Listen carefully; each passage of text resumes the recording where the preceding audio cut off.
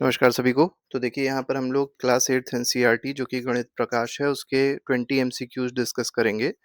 Chapter number 3 है जिसका नाम है प्रोपोर्शनल रीजनिंग। तो चलिए स्टार्ट करते हैं बिना टाइम वेस्ट किए। देखते हैं फर्स्ट क्वेश्चन में क्या कहा गया। Two ratios A is to B and C is to D are in proportional. तो मतलब ये प्रोपोर्शनल कब होते हैं ये आपसे पूछा गया इस क्वेश्चन में।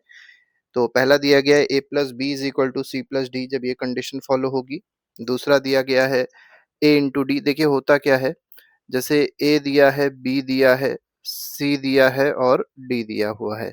ठीक है, तो होता क्या है कि जो प्रोडक्ट ऑफ एक्सट्रीम्स होने चाहिए, मतलब ए इंटू डी जो होना चाहिए, that should be equal to product of mean. मतलब इन दोनों का जो मीडियम में जो मिडिल में जो होते हैं उनका प्रोडक्ट के बराबर होना चाहिए। तो बी इंटू सी के बराबर होना चाहिए, तब ए और बी ये प्रोपोर्शनल हो जाएंगे किसके, सी टू डी के। तो A ratio B will be proportional to C ratio D. कब? जब product of extremes will be equal to product of middle terms. ठीक है, तो यहाँ पर बी ऑप्शन बिल्कुल सही है।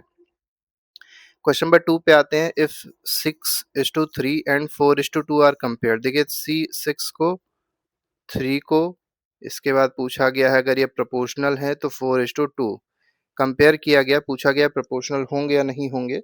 तो देखिए आपको बहुत सिंपल सा काम करना है, प्रोडक्ट ऑफ एक्सट्रीम निकाल लीजिए। तो 6 इंटू टू कितना आ जाएगा, 6 2 12 आ जाएगा। प्रोडक्ट ऑफ मिडिल टर्म्स देख लीजिए तो 3 इंटू फोर, 3 4 क्या होता है, फिर से 12 आ जाएगा। तो दोनों में ही 12 आ रहा है, इसका मतलब ये जो 6:3 है ये रेशियो और ये रेशियो क्या है, प्रपोर्शनल है। तो बी ऑप्शन बिल्कुल ठीक है।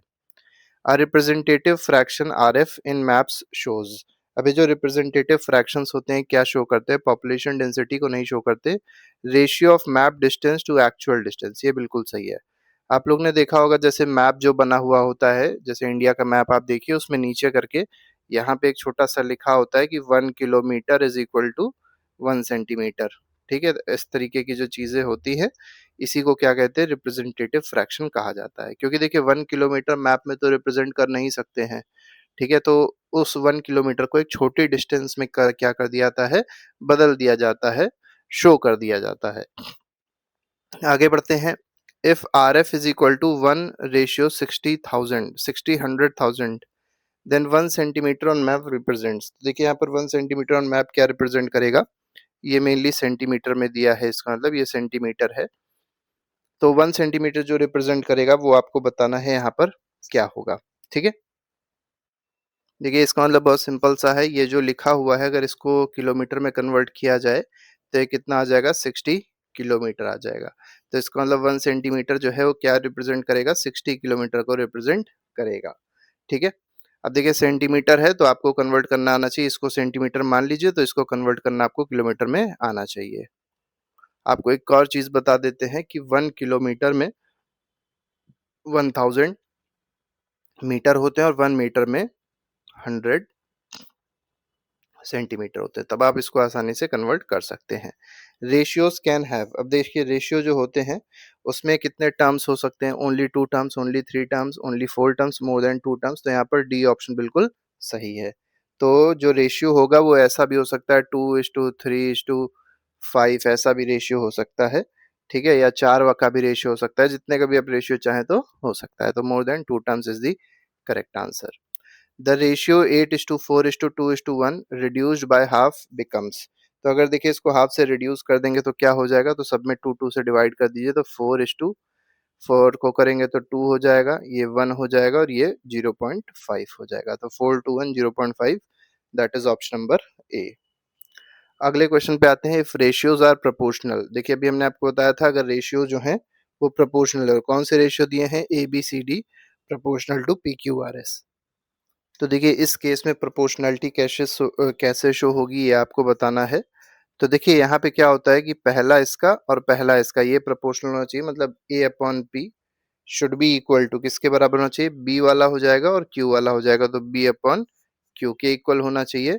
इज इक्वल टू सी है यहाँ पे, इधर आर है तो सी अपॉन आर के इक्वल होना चाहिए। और डी है इधर एस है तो डी अपॉन एस के इक्वल होना चाहिए। तो ये कंडीशन होती है जब रेशियोज प्रोपोर्शनल में होते हैं और जो रेशियो है वो 2 से ज्यादा है नंबर्स। तो A upon B, P is equal to B upon Q is equal to C upon R is equal to D upon S. तो सेवेंथ का B option is correct. 8th question कह रहा है 5 parts is equal to 10 litres, 1 part क्या हो जाएगा? देखिए 5 का मतलब 5 पार्ट का मतलब क्या है? 5 का पार्ट का मतलब है 10 लीटर्स है। तो आप क्या कर दीजिए, 1 पार्ट बताना है तो 1 पार्ट के लिए 5 को 5 से डिवाइड कर दिए, तो इधर भी 5 से डिवाइड करना पड़ जाएगा, तो 1 पार्ट आ जाएगा यहाँ पे। और कितना लीटर? 5 टू ज़ा 10, तो 2 लीटर्स के बराबर आ जाएगा। तो जो सही आंसर है that is option number B. आगे बढ़ेंगे, अगला क्वेश्चन, क्वेश्चन नंबर 9th है। क्वेश्चन नंबर 9th कह रहा है total angle of a circle for pie chart. देखिए आप लोग ने पाई चार्ट देखा होगा, तो जो टोटल एंगल यहाँ बन रहा है वो कितने डिग्री का बन रहा है? 360 डिग्री का बनता है। ठीक है, तो यहाँ पर सी ऑप्शन बिल्कुल सही है। 10th क्वेश्चन कह रहा है पाई चार्ट रिप्रेजेंट्स, तो पाई चार्ट क्या रिप्रेजेंट करेगा? एब्सोल्यूट वैल्यू नहीं, प्रपोर्शन ऑफ अ होल, ये पूरे का एक प्रपोर्शन रिप्रेजेंट करता है, ये आपको यहाँ पर समझना है। 11th क्वेश्चन कह रहा है if total is divided in the ratio 2:3:5 sum of ratio terms is. तो देखिए पूरे को क्या कर दिया गया है? रेशियो में डिवाइड कर दिया गया है, टोटल को 2:3:5 के रेशियो में डिवाइड कर दिया गया है। अब आपसे पूछा गया है कि जो टोटल होगा सम का रेशियो का सम वो क्या हो जाएगा? तो वो तीनों को सीधे सीधे आप जोड़ दीजिए, तो 2 + 3 + 5 मतलब कितना आ जाएगा? 10 आ जाएगा। तो C option is correct. 12th कह रहा है 50 ml is divided in the ratio 2:3:5। अब देखिए व्हाइट का जो कंटेंट है वो 2 है, ब्लू का कंटेंट 3 है और रेड का 5 है। आपसे पूछा गया रेड पेंट का ml कितना होगा? तो रेड पेंट मतलब थर्ड वाला, तो 5 ले लीजिए, अपॉन तीनों को जोड़ दीजिए तो 5 ये 10 आ जाएगा, इनटू टोटल कितना है? 50 है, 50 कर दीजिए। ठीक है, तो ये कट गया, 5 5 जा 25 ml is the correct answer. तो 25 ml इसमें क्या था? रेड था। मान लीजिए ऐसे ही व्हाइट निकालना होता, व्हाइट वाले का कंटेंट क्या हो जाता है इसमें? तो व्हाइट वाला जैसे पहला है तो 2/10 हो जाता, इंटू 50 हो जाता। 2 वाला है, 10 पूरे का जोड़ है, तो ये उसको हटा दीजिए, 5 जा और 5 10 जा 10 ml। ठीक है, अब ये 25 और ये 10 35, तो 15 ml कौन सा बचा? हमारा ब्लू बचा। तो इस तरीके से हम आसानी से निकाल सकते हैं। डायरेक्ट प्रपोर्शन मीन्स, अब देखिए डायरेक्ट प्रपोर्शन का मतलब क्या होता है? क्वांटिटीज चेंज अपोजिटली, बिल्कुल गलत है, quantities change in the same ratio, यही बिल्कुल सही है, B option is correct. 14th कह रहा है इनवर्स प्रपोर्शन। अब इनवर्स रिलेशन अगर है, इनवर्स प्रपोर्शन है, तो उस केस में क्या होगा? तो इस क्वेश्चन में देखिए पूछा गया इनवर्स प्रोपोर्शन में क्या होता है? तो बोथ इंक्रीजेस, मतलब जो दोनों वेरिएबल्स होंगे वो दोनों दोनों इंक्रीज होंगे। बोथ डिक्रीज, ये भी गलत है, ये दोनों चीजें डायरेक्ट प्रोपोर्शन में होंगी।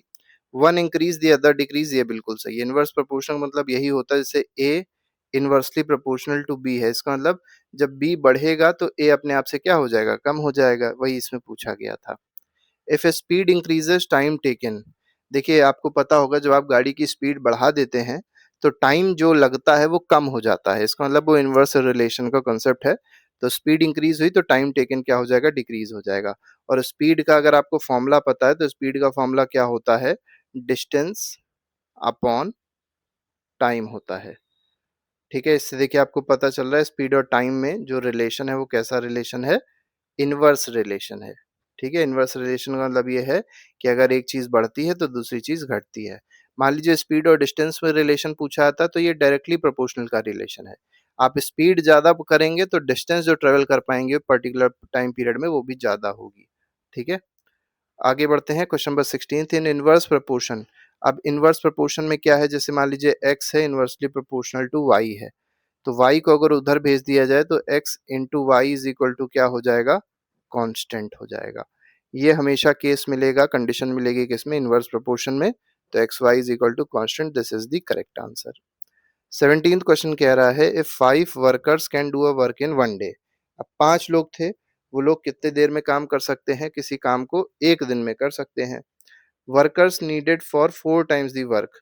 अब देखिए कोई काम था उसको एक दिन में 5 लोगों ने कर लिया, लेकिन अब मान लीजिए काम 4 गुना कर दिया गया, 4 टाइम्स काम कर दिया गया, तो जब काम बढ़ेगा तो वर्कर की भी तो ज्यादा नीड हो जाएगी, तो वर्कर भी 4 गुना हो जाएंगे। तो 5 पहले वर्कर्स थे, अब 4 गुना मतलब 20 वर्कर्स हो जाएंगे।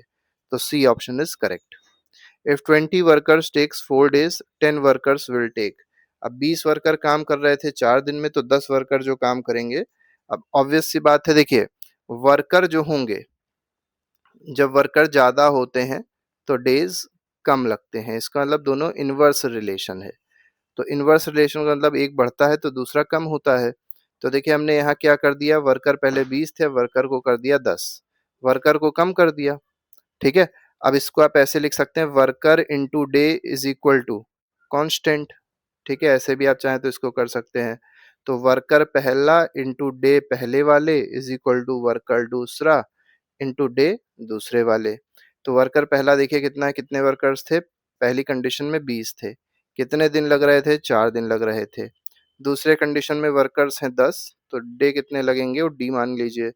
ये 0 और ये 0 कट गया, देखिए 4 टू जा 8 हो गया, तो डेज़ कितने आ गए? 8 डेज़ लगेंगे अब, ठीक है? अब यहाँ कितने दिन लगने वाले हैं? 8 days, that is option number C. Question number 19 पे आते हैं, number of pumps increase, time taken, time to fill tank. देखिए पंप को अगर बढ़ा देंगे तो जो टाइम लग रहा है टैंक को फिल करने में वो सिंपल सी बात है डिक्रीज हो जाएगा। तो बी ऑप्शन बिल्कुल सही है। मतलब ये सब ऐसी चीजें हैं जिसको आप देख के ही क्वेश्चन को बता सकते हैं, इसमें कोई ऐसी खास दिक्कत आपको नहीं होगी। लास्ट क्वेश्चन है, if quantities change by the same factor but in opposite direction. अब देखिए अपोजिट डायरेक्शन में चेंज हो रहा है, देखिए सेम डायरेक्शन में चेंज हो रहा होता तो वो डायरेक्ट वेरिएशन आता।